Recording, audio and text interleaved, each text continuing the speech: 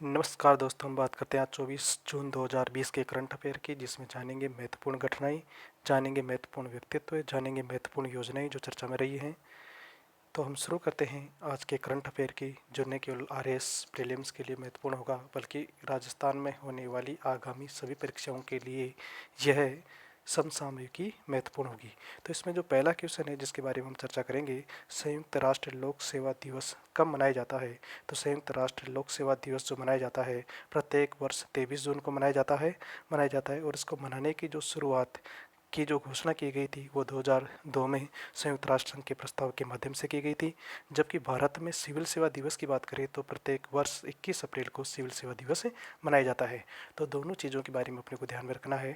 दूसरा घटनाक्रम जो अंतर्राष्ट्रीय संबंधों से संबंधित है, हाल ही में विजय खंडूजा, एक व्यक्ति हैं विजय खंडूजा, जिनको किस देश का भारत का राजदूत नियुक्त किया गया है। तो उन्हें जिम्बाब्वे जो अफ्रीकी देश है वहाँ का राजदूत नियुक्त किया गया है। अगला जो क्वेश्चन आता है, हाल ही में चर्चित भगवान जगन्नाथ मंदिर का संबंध किस राज्य से है। यानी भगवान जगन्नाथ का मंदिर उड़ीसा में एक जगह पुरी वहाँ पर स्थित है, अर्थात इसका संबंध उड़ीसा राज्य से है। इससे पहले हमने कल बात की थी कामाख्या मंदिर की, और कामाख्या मंदिर कहाँ पर है, वो आसाम में है। और कामाख्या मंदिर में कौन से मेले को इस बार रोक दिया गया था, अम्बुबाची मेले को। तो दोनों चीज़ें ध्यान में रखनी है। इसके अलावा आसाम से रिलेटेड हमने बात की थी जो डिब्रूगढ़ के पास जो एक गैस हुआ था जिसमें आग लगने के कारण डॉल्फिन पर प्रतिकूल प्रभाव पड़ा था, इसके बारे में भी हमने बात की थी। इसके अलावा जो भगवान जगन्नाथ का मंदिर है वो कहाँ पर है, उड़ीसा में है। उड़ीसा में दो राष्ट्रीय उद्यान है जो महत्वपूर्ण है, एक सिमलीपाल राष्ट्रीय उद्यान और एक भीतरकनिका राष्ट्रीय उद्यान। और यहाँ पर एक नदी बहती है जिसका नाम है महानदी, और महानदी के ऊपर एक बांध बना हुआ है जिसका नाम है हीराकुंड, जो भारत का सबसे लंबा बांध है। अगला जो क्वेश्चन आता है, क्वेश्चन नंबर 4, वो है decarbonising transport in India project कब लॉन्च किया जाएगा। देखो, भारत सरकार के द्वारा बनाई गई एक संस्था है जिसका नाम है नीति आयोग, और इस नीति आयोग ने अंतर्राष्ट्रीय परिवहन फोरम के साथ मिलकर के 24 जून को इस परियोजना को लॉन्च किया जाएगा, अर्थात 24 जून यानी आज इस परियोजना को लॉन्च किया जाएगा। इसका मूल उद्देश्य है भारत में परिवहन क्षेत्र में कार्बन उत्सर्जन की मात्रा को कम करना है।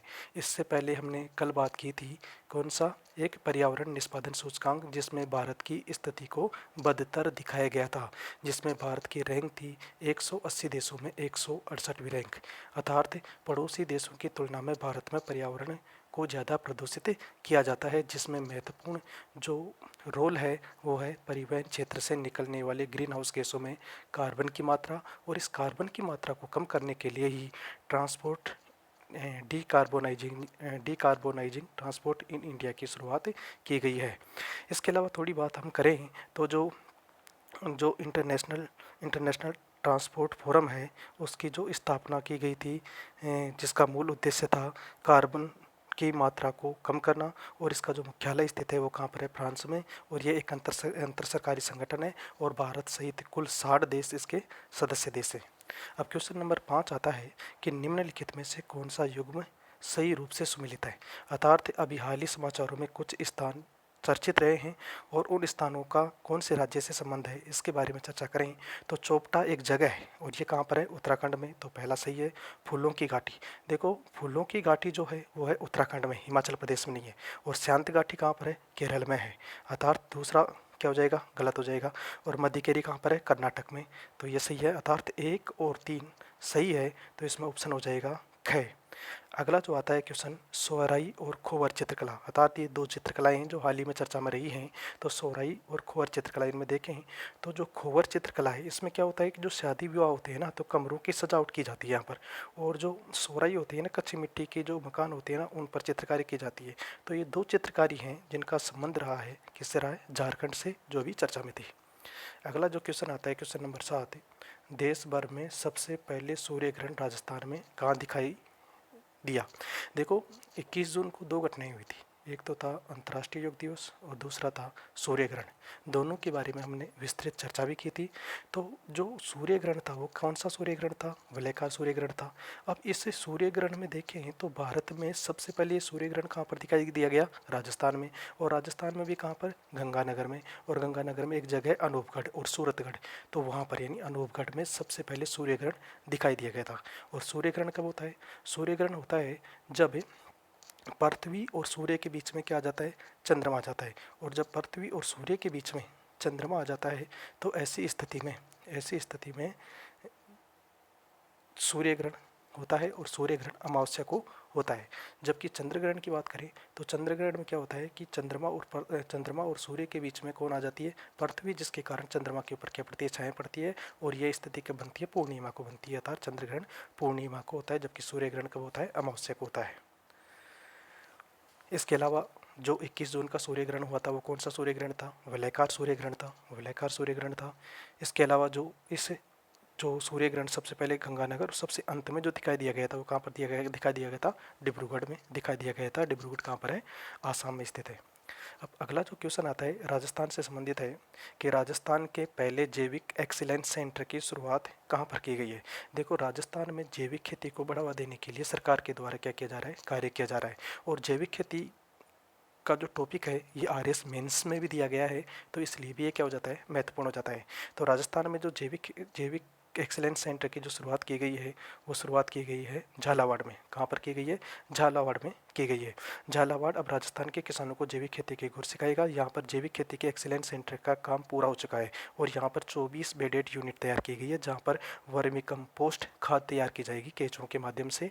अर्थात जैविक खेती क्या होती है? यानी कि जो मवेशी होते हैं उनके मल मूत्र से जो तैयार खाद है उसका उपयोग किया जाता है। और किसका? फसलों या बागवानी का क्या किया जाता है? उत्पादन किया जाता है। अर्थात रासायनिक उर्वरकों का उपयोग न के बराबर होता है। इसके बारे में कुछ और चीज़ें देखें तो एक हुकमचंद पाटीदार व्यक्ति हैं जिन्होंने राजस्थान में जैविक खेती को बढ़ावा देने के लिए काफ़ी कार्य किया है। और इनका संबंध किससे? झालावाड़ जिले से। और जैविक खेती को बढ़ावा देने के कारण ही हुकमचंद पाटीदार को पद्मश्री सम्मान से सम्मानित भी किया गया है। अगर राजस्थान का प्रथम जैविक जिला देखें तो क्या हो जाएगा? डूंगरपुर हो जाएगा। पहला जैविक गांव देखें तो दादिया जयपुर के पास में स्थित है। राजस्थान में जैविक खेती को बढ़ावा देने के लिए कृषक कल्याण कोष की भी स्थापना की गई थी 16 दिसंबर 2019 को। इसके अलावा राजस्थान में एक बूंदी जिला है और बूंदी जिले में बरदा बांध है जहाँ पर सारस की सर्वाधिक संख्या देखने को मिलती है। इसलिए इस बरदा बांध को जो बूंदी जिले में स्थित है सारस संरक्षण केंद्र के रूप में विकसित करने का निर्णय राज्य सरकार के द्वारा लिया गया है। तो ये भी राजस्थान के संदर्भ में याद रखना जरूरी है। अगला जो क्वेश्चन देखें तो विश्व ऊंट संरक्षण दिवस का आयोजन किया जाता है। अर्थात विश्व ऊंट संरक्षण दिवस का आयोजन प्रत्येक वर्ष 22 जून को किया जाता है। और ऊंट को लेकर के देखें तो देश का एकमात्र ऊंट संरक्षण केंद्र या रेस्क्यू सेंटर का संचालन किया जा रहा है सिरोही में। और इसकी स्थापना 2014 में पीपुल्स फॉर एनिमल्स के द्वारा की गई थी। इस सेंटर में यानी अर्थात जो सिरोही में जो देश का एकमात्र ऊंट संरक्षण केंद्र है, यहाँ पर तस्करी से बचाए गए ऊँटों को ला करके उनकी क्या की जाती है? देखभाल की जाती है। इसके अलावा राजस्थान में ऊँट को राज्य पशु के रूप में भी 30 जून 2014 को दर्जा दिया गया था। तो दोनों चीज़ याद रखनी है। ऊँट संरक्षण दिवस कब मनाया जाता है?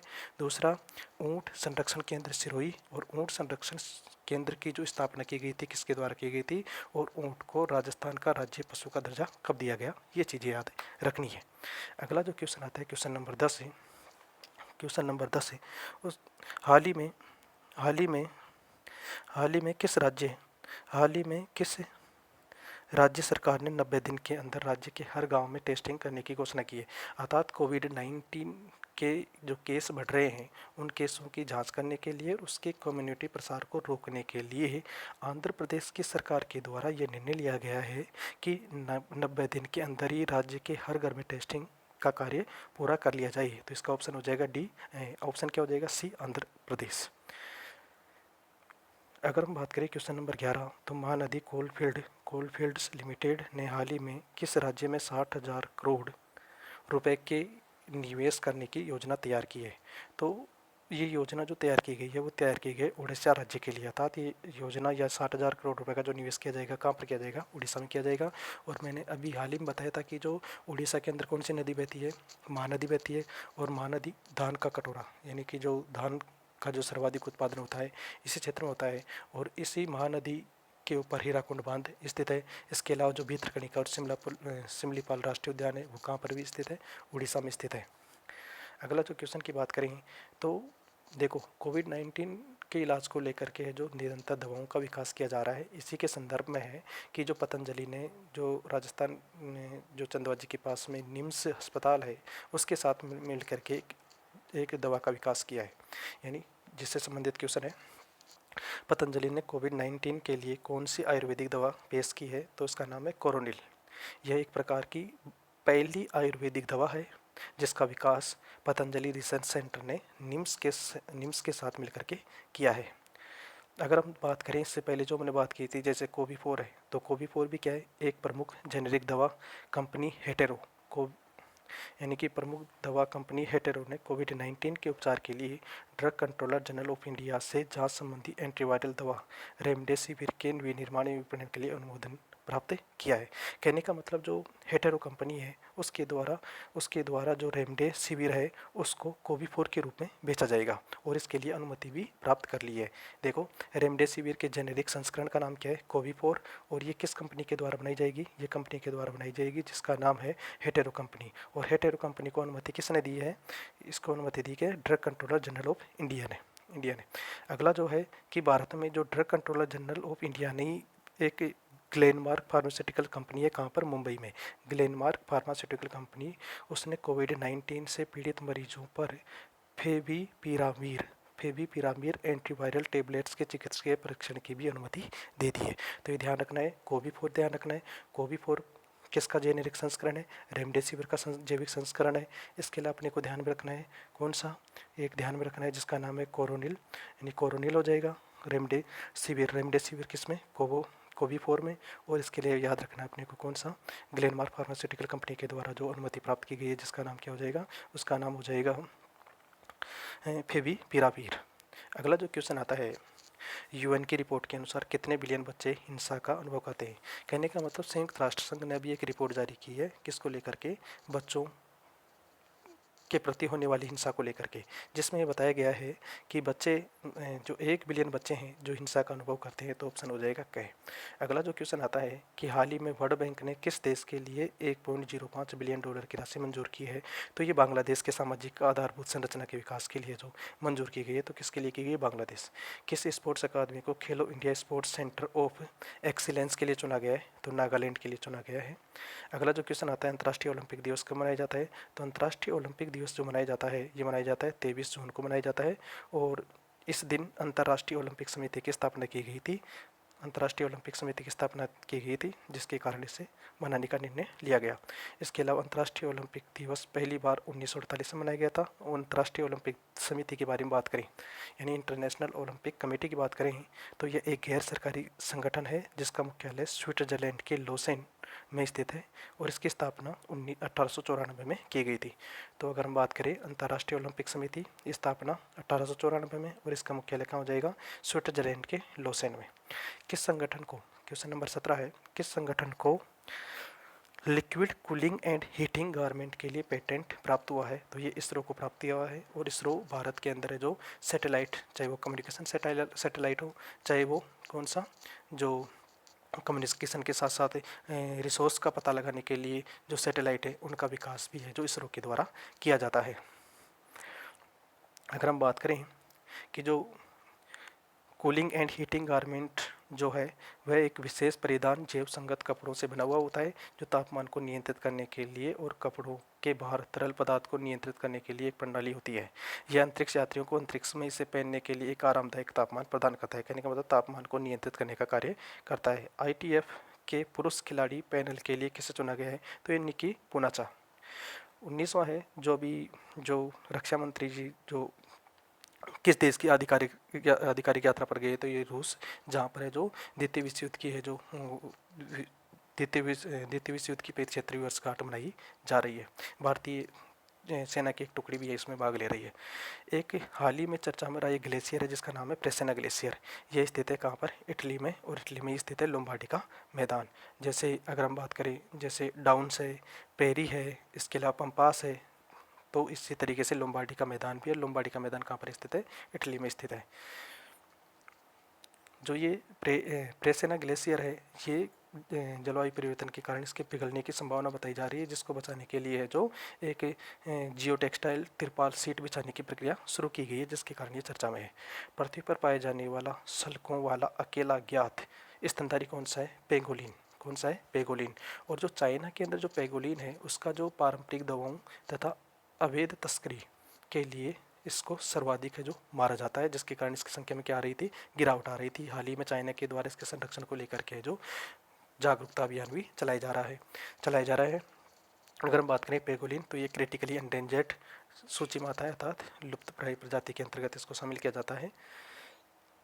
राजस्थान विशेष संदर्भ में हम आज का करंट अफेयर देखें तो कोरोना काल में आत्मनिर्भर भारत योजना के तहत प्रवासियों में वितरित किए गए राशन के मामले में राज्य का पूरे देश में कौन से स्थान पर नंबर रहा, पहले स्थान पर रहा। कोरोना जागरूकता कार्यक्रम की शुरुआत की गई है जो 21 से 30 जून तक चलाया जा रहा है। इसके अलावा आत्मनिर्भर भारत अभियान जो हाल ही चर्चा में रहा, 12 मई 2020 को प्रारंभ किया गया।